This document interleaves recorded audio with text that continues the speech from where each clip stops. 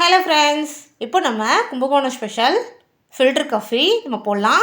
இதுக்கான டிகாஷன் எப்படி ரெடி பண்ணுறதுன்னு ஷார்ட்ஸில் போட்டிருக்கேன். அதுக்கு ஒரு டிப்ஸும் சொல்லியிருக்கேன்.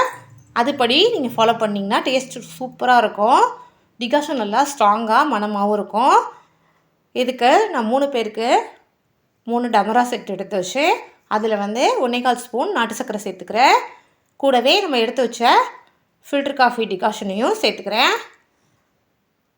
இப்போது பால் நல்லா பொங்கிருச்சு.